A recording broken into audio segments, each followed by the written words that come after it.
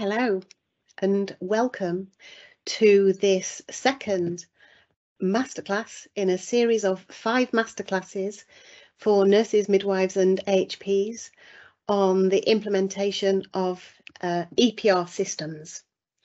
The program's really come about because of the Frontline Digitisation programme. There are many trusts up and down the country that are going to be implementing EPRs for the first time. And so this programme has come about to support clinicians in practice in really understanding some of the things that they're going to have to be putting in place when they go through their procurement and implementation of their system. So for some people on the call today, it's welcome back. You will have come to the first session, which was 3 weeks ago. I'll say a few words about that in a few minutes. And for some of you, this is the first session in which you're joining us. Today's session is going to be all about Go Live, and we'll say more about that in a few minutes. We have about 250 people signed up for the call. Many of them are from the NHS, but some are from enterprises and other organisations that work with the NHS.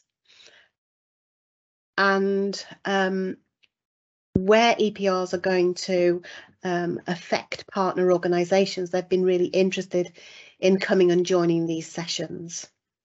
So for those of you that were not in the first session, just a little bit of information about what we covered there. First session was very much talking about the EPR journey end to end. Some really clear messages came out of that. One of them was about being clear about the benefits that you really want to get through your EPR system.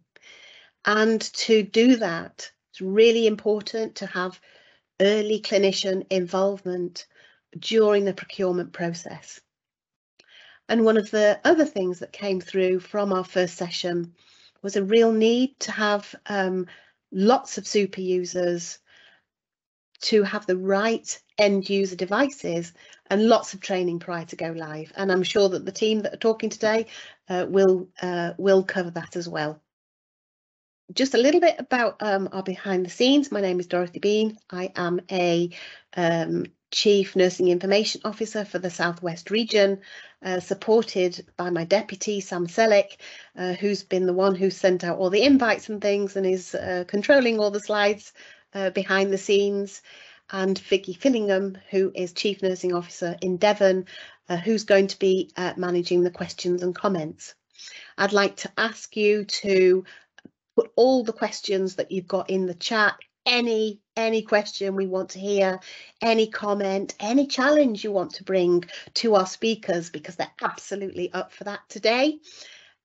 We've got 3 amazing speakers for you. So we've got Sandra Calver, who's worked here in the UK and in Canada. She's Chief Nursing Officer, Information Officer in the extremity of Cornwall. And we also have Sarah Newcomb, who is Chief Nursing Officer at Great Ormond Street, and if that wasn't a busy enough role, she's also the Chief Nursing Officer, Information Officer for the London region. And last but absolutely not least, who we're going over to next is Chris Dixon. Chris Dixon is a children's nurse by background, has worked in NHS Digital for a very long time. Our panel have been involved in many go lives. So off we go over to Chris. Thanks, Dorothy, and thanks for the invite to be able to have a conversation. And it's a conversation we're going to be having with my other hosts, Sandra and Sarah. So in terms of our session, we got together and we wanted to really hone down on the specific areas of what we wanted to talk about, what was important in this area for that initial go live period. So the areas we're going to be talking about today are organisational factors, cutover and what's it all about, command centre and that command and control, and lastly but not least, go live celebrations, when we all get together and thank our lucky stars that we've gone live and it's all going well, some more bumpy than others. So In terms of organisational factors then, Sam, if I could get you to pull the next slide up. So again, we broke this down into these 6 sections. So leadership and culture, end user involvement, training, support, workflows, pathways, and clinical risk. So we're going to pick these off one by one, as you can imagine. So in terms of leadership and culture then, clearly good leadership is critical to the success of any go live of an EPR. But I'll be really keen to pick out kind of what Sarah, what your thoughts are around kind of what went well from a leadership perspective in your experience of go lives. Yeah, thanks, Chris. I think for me, leadership and culture is key to the success of any go live. Leadership in particular, you need a good leadership team that bridges that gap between the IT and the clinical systems and the clinical users. And I think, you know, leadership really for me starts with the exec team. So you have to have a good executive team on board with what you're trying to achieve. Good visible leadership, and what I mean by that is rolling up your sleeves, getting out there, and to be honest, that was one of my favourite bits of getting us towards go live, was being alongside the clinical teams, making sure that they were understanding of what we were trying to achieve. You know, engagement has to be the key. It's non-stop talking, really. It's moving people towards a goal, and it has to be a unified goal, because actually without clear leadership, you're not going to make it. Culturally, it's really challenging in any organisation, and I think that's because, you know, we still all hark back to the Florence Nightingale days of how we used to do documentation, how we used to do things, and so it's very different when you've got paper systems or existing legacy systems that you're trying to move into, and culturally, moving an organisation is quite challenging to align everybody, get them in the same place. And so for me, change managers are really key. And I don't know what experience of that you had, Sandra, around culture within your organisation, but it certainly was challenging for us. Definitely. I would say, I think to what you've said, Sarah, the visible leadership is really important. One of my most successful go lives, we had everybody from our chief exec all the way down to, you know, not that I'm putting anybody in a hierarchy, but across the board, actually on the floor with the teams, actually doing that elbow to elbow coaching, being there, being a runner back to the command centre. I know we're going to talk about command centre a little bit, but that visible leadership, and we're all in this together, is one of the best things I have ever seen in a successful go live, and one thing I will always take away. And I'm looking forward to pulling our chief exec, because we are, you know, we just heard in Cornwall, you know, this week, we're going to move ahead with our EPR, and I'm looking forward to our chief exec getting out there on the floors when it comes to that part, you know, in a good 18 months time. So yeah. Thanks, Sandra. And I just want to pick up on one of those points in terms of the hierarchy, but more specifically, what is the governance structure that's really key, both pre and post go live? It's a beginning, but also kind of creating that structure that enables you to learn from any issues that you're having, and learn quickly. So Sarah, have you got any thoughts on that front? Yeah, I think, you know, we certainly learned from others, and I think that's critical to any go live, is going and seeing what other people are doing. I was lucky enough to spend quite a lot of time in the US and see how they were doing things around this, and actually it was really, really helpful to just go and say, this will work in our organisation, this won't work in our organisation. I can't see how we're going to move forward with this. But as you say, having that governance and having that, you know, it's that piece where you have the end users at the bottom who are deciding on what the clinical workflows are, but they've got that place to go up to, whether that be then your clinical informatics team, who will then move that information up to board level where there are challenges and sticking points. But wholeheartedly, my advice is go and see what other people are doing. You can't learn enough from others. I'm sure Thanks. it was the same. It will be the same for Sandra. Yeah, thanks. So I'm going to ask Sandra a slightly different question, actually. In terms of what's important in terms of that supplier relationship and partnership, I just wonder if you've got some key thoughts on that, Sandra, that you could just pick out for us. Oh, absolutely. They have to be. They are your best friends. You have to be one cohesive team, one cohesive working relationship, one governance. Obviously, our suppliers will have their external quality assurance as we would ourselves, but you are one team and you have to be seen as one team. You have to work as one team. It's in everyone's interest, and we talk about, you know, sort of the delivery and the support for patients. Absolutely, that relationship is key. If you don't have that relationship, forget it. Thanks. And I'm just going to move us along to now talk about kind of, I know Sarah's touched on this in terms of the really key critical point of end user involvement right from the get-go, and creating the culture in an organisation for you know, positive adoption of what for some people will be a massive change for their work and processes that for some people have been working in that way for a considerable period of time. Sarah, any thoughts on end user involvement? Yeah, thanks, Chris. I think, you know, for me, it is, as you said, critical. We can't move forward. And I think lots of people, you hear this user-centered design bantered around a bit, don't you, about what, you know, and people say to me, what is user-centered design? For me, that is the users designing how they're going to move forward digitally.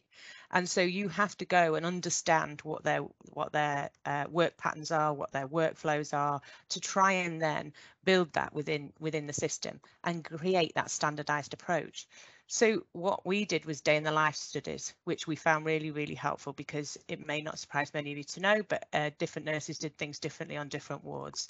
And so you have to appreciate that and go around and understand that, because there's no blanket one size fits all at the beginning. And you have to then move people with you on your journey. And if you do that, then you get much more adoption from the system after. And I've been really lucky to see several go lives. And when people have been engaged and used this from the beginning, they're part of this journey. That's when they get the most out of the system. And that's really when the system is most successful from things like data perspectives. If you're documenting in the right places, you are getting the data out that you need. So for me, the system should be designed along with the vendors, as Sandra was saying, but also with the clinicians, those that are actually using it and those that are doing the day-to-day work. Thanks, Sarah. And actually, kind of on that same topic of end users, a slightly different question about training. I mean, you can never have too much training, right? Yeah. When do you start? How close to go live do you need to start your training? How much training do you need to give people? How do you entice those very busy clinicians into that training environment to get them up to speed with the new EPR and make it relevant to them and their roles? Sandra, any insights? I would say, as by the when people get to go live, they forget everything they've been told. So, and eventually it does start to come back to people. But I think that initial first couple of weeks, it's very much deer in headlights. So you can, and we all know there's different learning styles, from the short snippets to being in a classroom for 4 hours to having workshops, etc.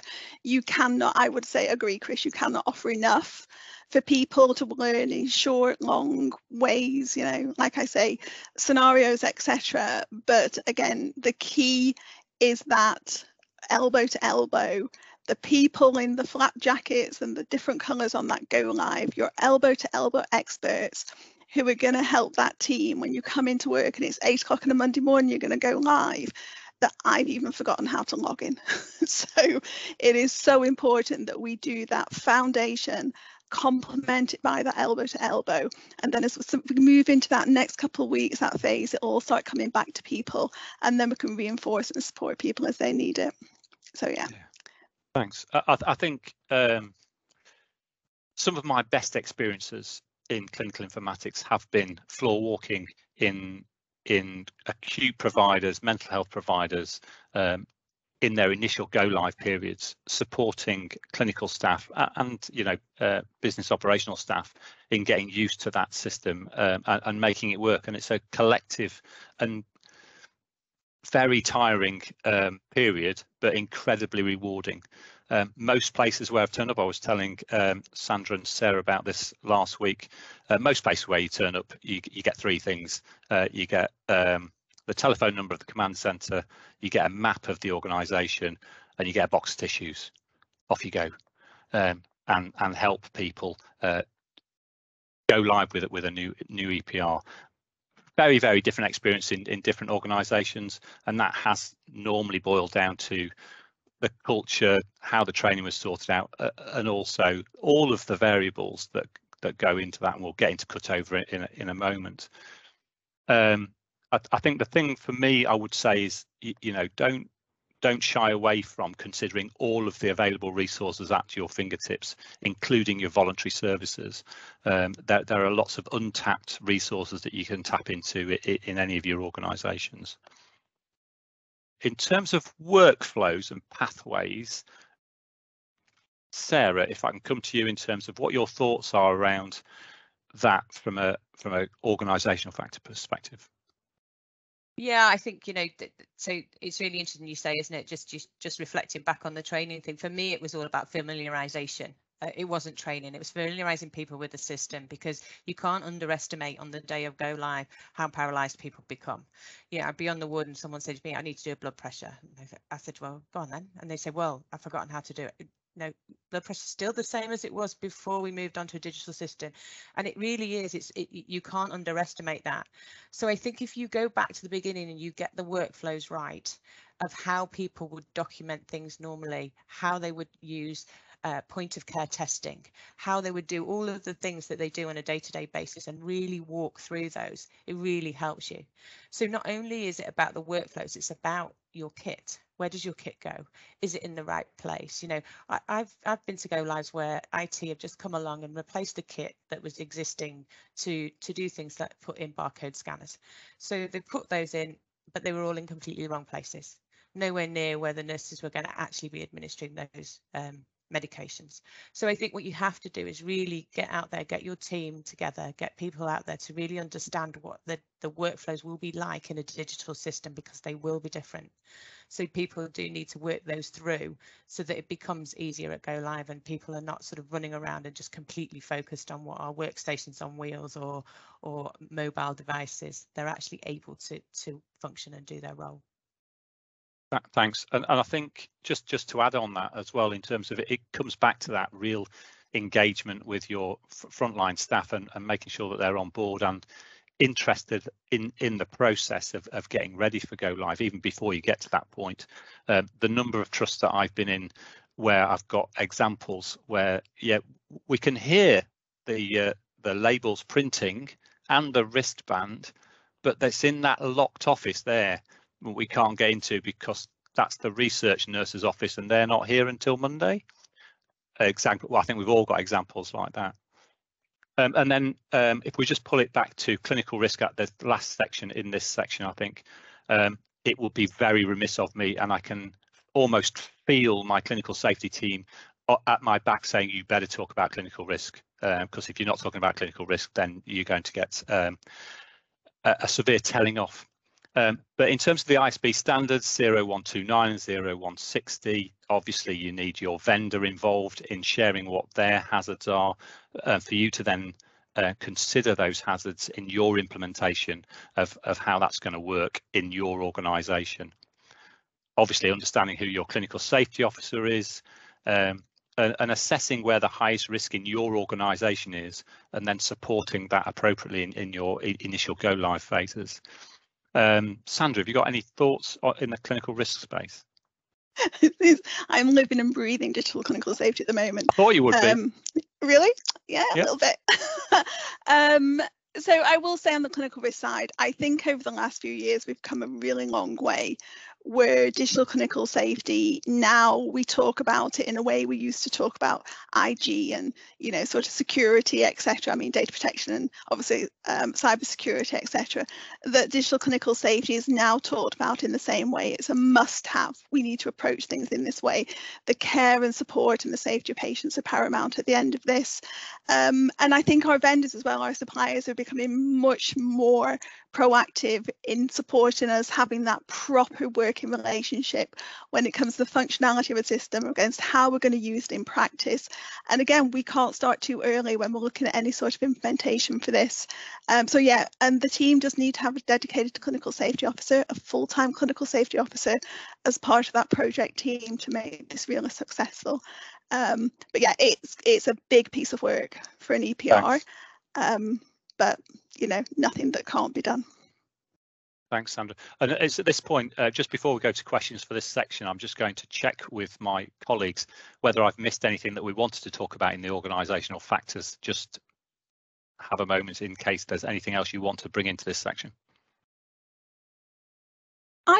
I think I would, I know we talked about workflows and bringing in the end users. I will say as part of this, and I appreciate the previous session, obviously I've talked about, you know, approach and things, but I will say as a program team or experts within different organisations that not to be afraid to challenge your clinical colleagues or the different teams, not to be afraid to say there are best practice processes out there, not be afraid to challenge just because the way people have been working, we don't just digitize that, we actually digitalize it, and let's look at how we can optimize what you're doing as well.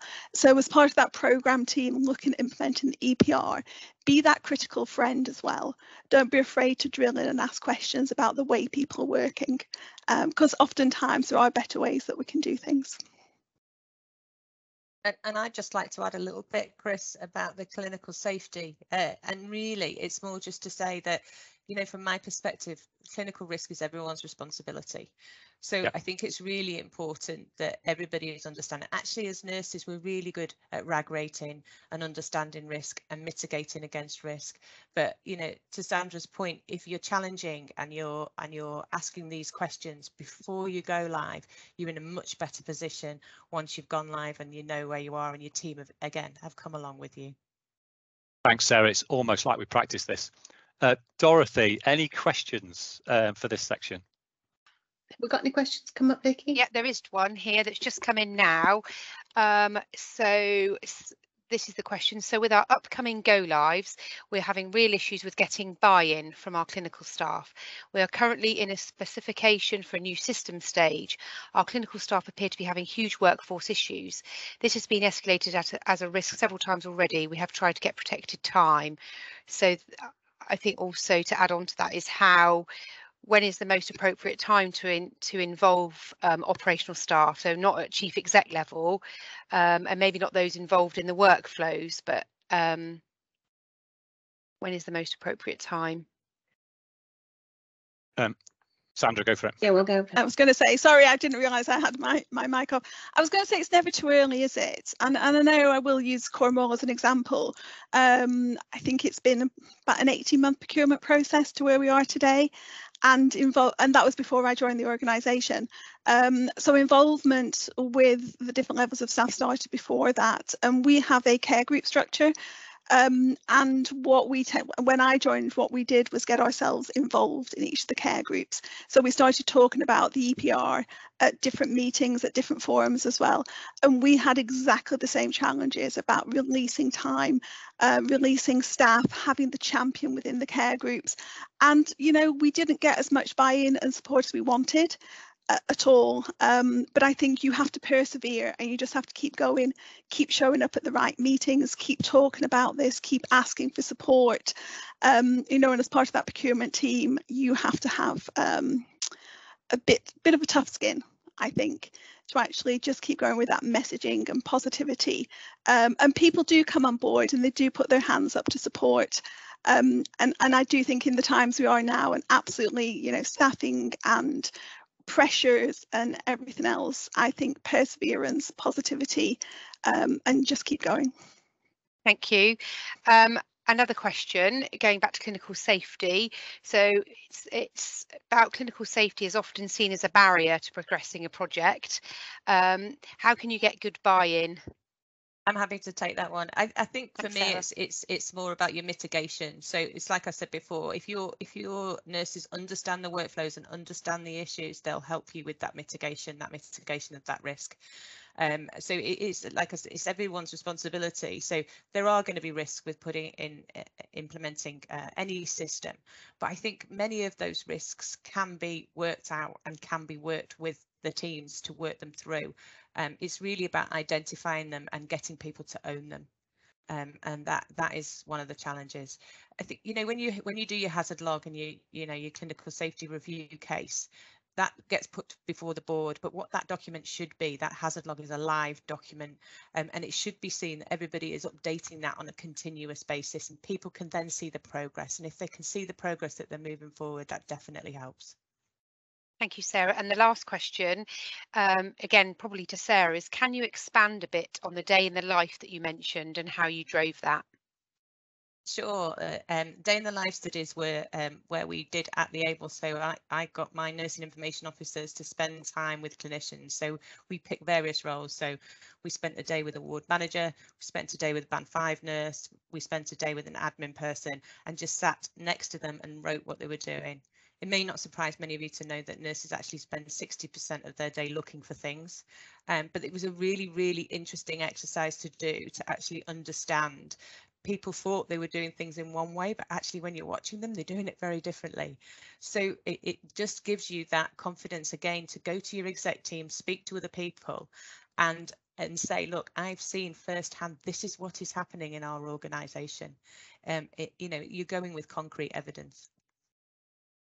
And I think if I could just add to that, the first question around engagement, I think it's always worth focusing some time and attention in terms of your central team to understand some bite-sized chunks for people in terms of what's in it for them, and focus it on roles so people have got that in their armory in terms of trying to engage staff. But also, in my experience, it's worthy picking out the challenging staff who are probably the most adversarial in your organisation, and focusing some attention on them to turn them around and change their perspective rather, because if you can change their perspective, they will be much more influential in the organisation.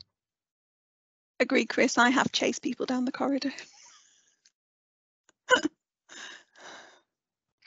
So we have got a couple more questions, but I don't know whether you want to proceed and then keep those for the end. If we could, Vicky, that'd be really helpful. Yeah, thanks. No problem. So thanks for that. If we could move on now to the cutover, and I'll hand over to Sandra to talk us through this. Perfect, thank you. So we're going to talk about cutover. And you can see on the slide here, you know, just a little few of the topics we've pulled together to talk about. And I think it's really important for us to even understand and define what cutover is. So I will ask Chris, can you give us a definition? Chris is just about to take a drink. Yes, of course I can. Give me a cutover definition. I am privileged in the fact that NHS Digital as an organisation has actually made a definition of this. In terms of cutovers, the period between the final data production from the current system that you're currently using and the go live into the new system. Good thing. Sarah, what about you? So for me, it's more about that horrifying transition period between existing systems into the new one. And I think my big thing for cutover is it's way more than you think it is. Absolutely. When we were doing some research behind this session and presenting for you guys, I did a lot of research actually into cutover and what cutover definitions were out there. So my favourite is actually Wikipedia. Of course, the font of all knowledge, which says cutover is a process of transitioning from one system to another. Simple as that. Or so we think. So what does it really mean in practice? Is it just taking data out of one box, putting it into a new, better box? Is it more than just putting data from here to there? And what if we don't have our data in a box? What if we have a lot of things on paper? How do we cut that over into a new system? Chris, what do you think about what cutover really means? I think there's a lot of detail in that question. And so much. And that there's so many variables, and I think for the organisation question, really do need to spend a lot of time considering their data requirements in the new system, and also understand what they've currently got, its availability, its resilience, and how you can get it from there into your new system. Also in terms of understanding where that data transfer is going to go into your high turnover areas, and really understanding for those areas that have they got the data they need to deliver the care that they're providing, you know, from day one, and really understanding that. Yeah, agree. Sarah, what about you? When you first your very first experience of a cutover, what did you think or find out? Mine was like, I often think about Donald Rumsfeld and the whole looking for weapons of mass destruction, you know, in the early 2000s, and his famous quotes around there are unknown unknowns and known unknowns. I was absolutely in the unknown unknowns.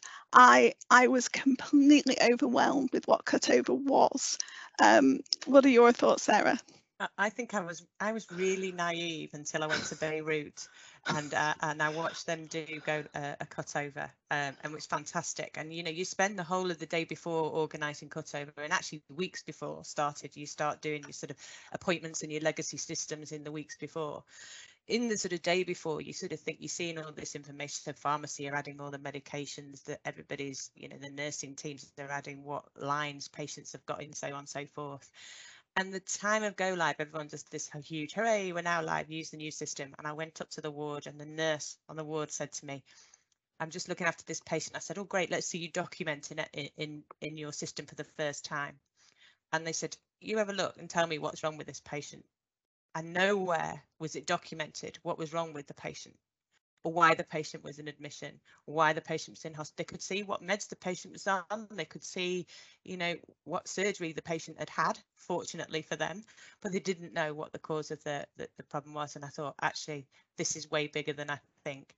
And it's that whole piece around, do you centralise your cutover? Do you go out and do it by the elbow? There's so much complexity to it. We ended up doing 5 dry runs for our cutover period, because there's always things that you don't think of. And another example is the whole wristband issue. You know, you're on one system, yeah. Patients have got wristbands on, and then you've got to go on to, do you leave your patients with 2 wristbands on? And then it causes confusion. You need 2 qualified people to change your wristbands. Have you got enough staff on to do that at night? All the sorts of complexities, which is why we ended up doing it 5 times to get to where we thought we needed to be. And I never wanted to be in a position where the nursing teams didn't know what was wrong with the patient.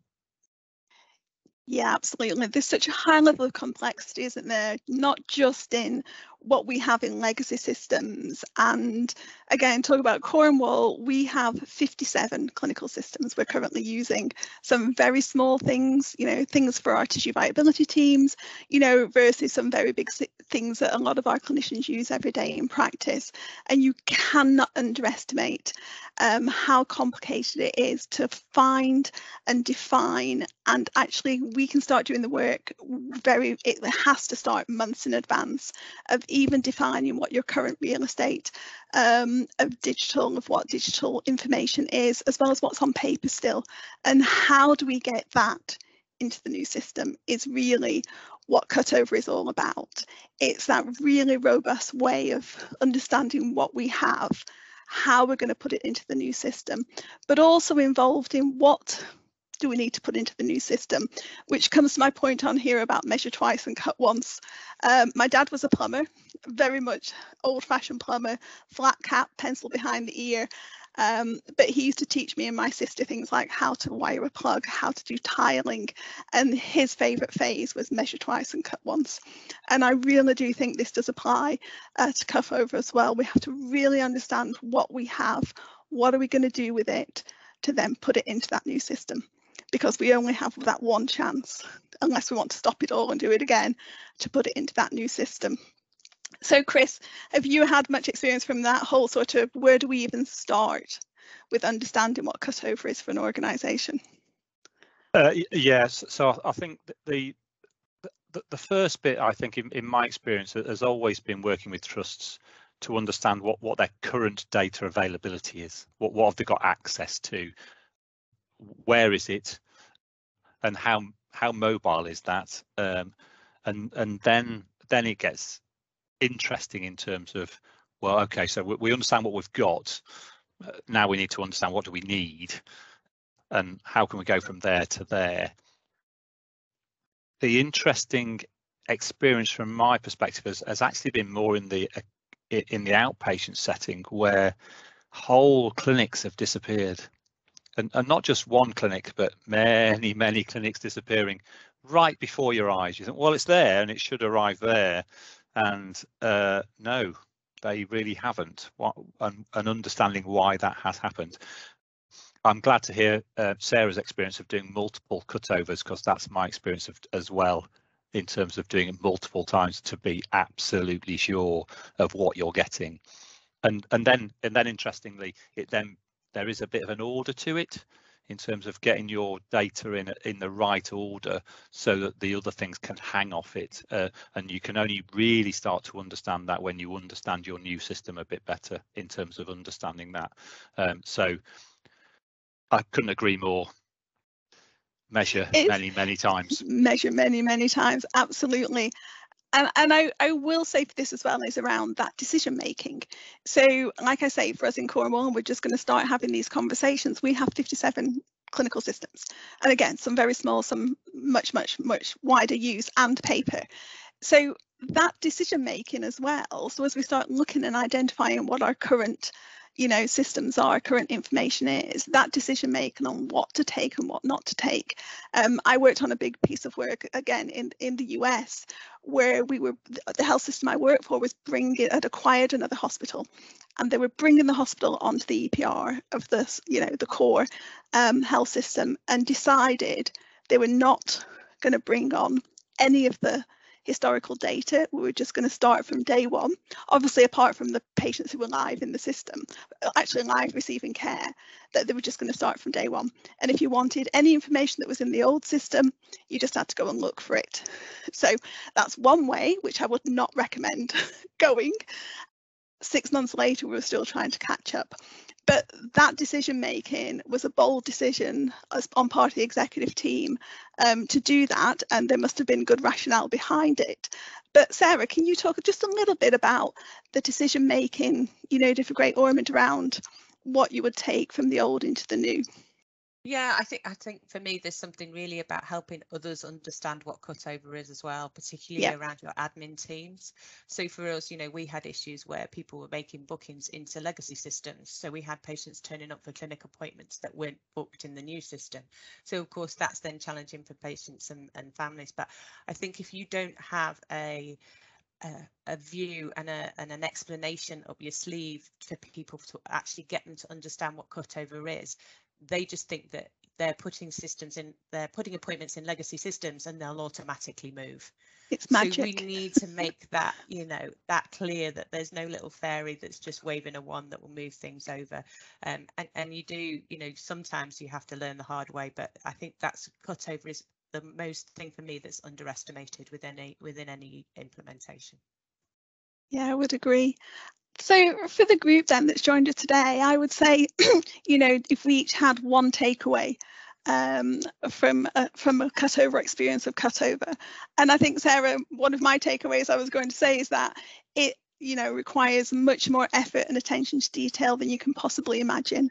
But I would say, again, to everybody out there, and understanding what cutover is and how it's so important to an EPR go live, is to ask questions.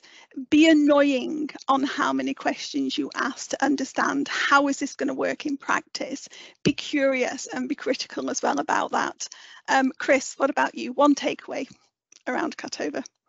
I think my major takeaway for cutover is all the things you've just said, but also be hyper focused in your high turnaround areas, in terms of not necessarily turnaround for the patients, but they're the ones that have got a high data turnaround, and making sure that they're getting what they need in those spaces. Thanks. And Sarah, from yourself, as then you go into your session of today. Yeah, mine's quite straightforward. So for me, it's practice, don't assume. So that's for me.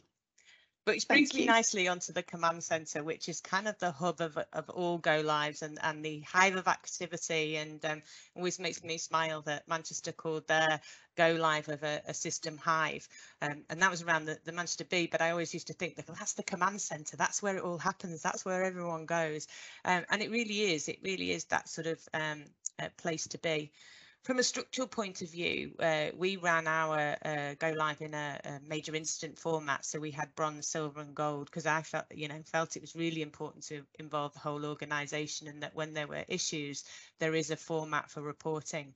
And you also have to plan within that structure for issues outside of an EPR, because essentially you are still running a hospital 24/7, and that has to remember that doesn't run smoothly every day, all day. So there has to be an outlay for that, as well as an EPR implementation that's going on. It may not surprise you to know at Great Ormond Street, we separated conjoined twins on our go live day, but we always have to be a bit different. Sandra, would you share some of your experiences of structures within command centres? Definitely. I would say from a structure perspective, it has to have clear roles and responsibilities. One of the go lives I was involved in, we had sort of a leadership team who were actually the sort of triagers. So when the runners came in, and what you have out there is a lot of runners to bring back issues to that command centre. And what ended up happening was the people who were supposed to triage it started trying to fix it. So it just turned into this absolute chaos. For an hour or so before, was when I was saying, oh, time out, people, time out. Take a breath, and let's really work through this systematically. There are things that we must fix right now. Let's triage these properly. So I think that very clear roles and responsibilities, not just within the team within the command centre, but all the people out there as well, is what really, really important. Thanks, Sandra. And I think that it brings us nicely onto that communication aspect. And I think we've articulated communication throughout all of this, and that talking to others is really, really important. But I think at the time of go live for me, it's about identifying what those issues are and ensuring people know how to report them. So communication is key. And Chris, what did you do for communication with your box of tissues? Yeah, box of tissues, always. And it's not necessarily who you think is going to be upset or stressed about the situation. Some of the more resilient staff that you'd expect just to kind of breeze through it can often show signs of strain in these. It is a big stressful environment. I think that the communication is key, that you can't have too much of it, but also I think it's a key factor in terms of the culture of the organisation to make it open so that everybody has a voice, irrespective of what role they have in the organisation. If they spot something that isn't working as it should be, or isn't quite right, or they want to ask a question, having that ability to communicate into the team to get some information out, and then really understanding how that information flowing back out is really key, but getting it to the people that it makes sense to get to. Other spaces where I think communication has worked really well is where organisations have used different platforms for sharing information across different roles. So and kind of giving the shared ownership of that communication platform out into that role, and they can share information that they learn, not just a one-way communication. Thanks, Chris. And I just wanted to share a little bit about SWAT teams, and it makes me smile every time I see this on screen, because I always think of a nice handsome man in a uniform. But the reality is these people are key to that communication that we were talking about earlier. And I think for me, we had SWAT teams that were created of people who were experts in workflows, who would go out onto the wards and into the areas where people were struggling with particular workflows. And I think mainly this was around blood transfusion, and they would do that by the elbow support and actually talk people through those workflows so that they didn't have that anxiety of is this going to be okay? Is this going to run in the right way? Is this patient going to be safe at the end of this? And so it was quite critical to me that we had those people there. For me, there's a huge amount that goes on in a command centre, but it's a marathon, not a sprint, isn't it, Sandra? And breaks are really, really important. As are running shoes. The best trainers you can find, the most comfortable trainers. Yeah, absolutely 100%. And it can be, and I know, Sarah, you're going to talk about this from a sort of work hard, play hard. It can be exhilarating when you have fixed something and you go back to a user and say, it's done, you're good to go, you're great, you're safe, your patient's safe, you're good, here's some tissues, yay, let's go team.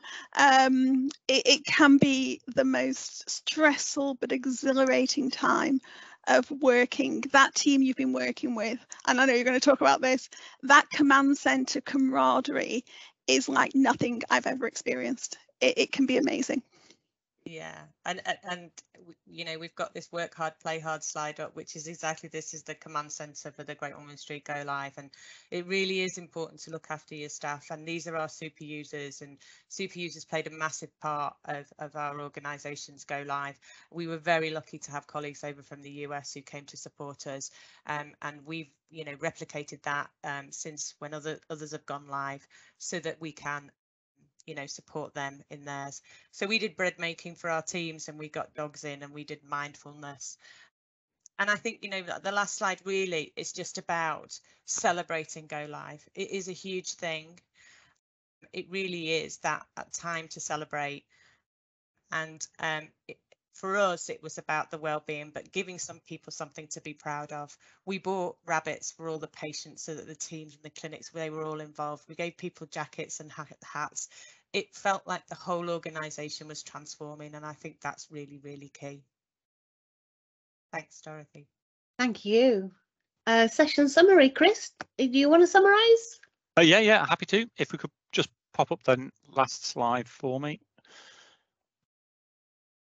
In terms of the session then, I'd just like to take this opportunity to thank my colleagues for their openness and their information. That's been really helpful. I've learned things today.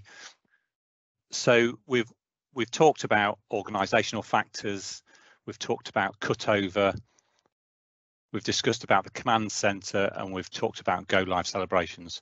I believe there are a couple of questions for us if we've got time, but anything that we haven't had time for today, we can discuss afterwards and certainly get answers out to you as soon as we can. Thank you very much. We got one really quick one, because there's just a little bit about what happens next that I'd like to come to. Have we got one? Yeah, so I think there's a few here that are quite individual to an organisation, so we can answer them afterwards. But as part of communication, you touched on engagement with challenging staff as a great starting point. Do you have any examples of techniques that work really well for you? It's great to hear you turn around to become advocates, and that links in with another question about those staff that are technophobes. Any top tips? I could start on that one if that's all right. Yeah. So my advice would be spend time with that individual or group. It's often easier to do that face to face. Understand where they're coming from and try to start to get under the skin of why are they so resistant, and what is it that they're worried about? Because often your initial expectations of what they're worried about and what's concerning them isn't the true reason. So I would advocate spending time with them, but then once you've spent that time, also start to think about how you can get the narrative right for those individuals and roles in terms of what's in it for them. What benefits is it that with a new EPR that they're going to get from that for them as an individual and as a clinician and their teams, but also for their patients and the patients and cohorts that they're caring for. And often you can turn them around. Sometimes it takes a little bit longer than others. I will come in and because it's an opportunity for us to flag up that Masterclass Session 4 on the 29th of November is all about behaviour change and stacking your EPR odds in your favour. So it's a good lead in to that. So then just a few words about what happens next. There's a few questions that we haven't managed to answer. So we will ask our speakers to take a look at those questions, and we will be writing back out to you with an evaluation, and we'll have some of the answers hopefully from our speakers today. The recordings, once they've been edited, will be made available, and I will advertise them widely in the usual places: Digital Health Network, tweeting, LinkedIn, emails. So you'll see them come through. They should end up being on the South West YouTube channel and comms. And just to let everybody know that there's been a discussion as well about us following up these sessions in a workshop at Rewired in March 2023. There's a link on these slides that will come to you. Please can I encourage you to sign up to the Rewired events for people interested in digital health. They're absolutely amazing.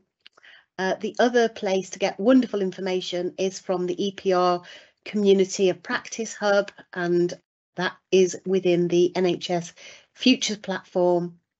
Next session is looking at the period after go live, so the 6 months after, really getting to grips with the usability and confidence in using the system, and that's in 2 weeks' time.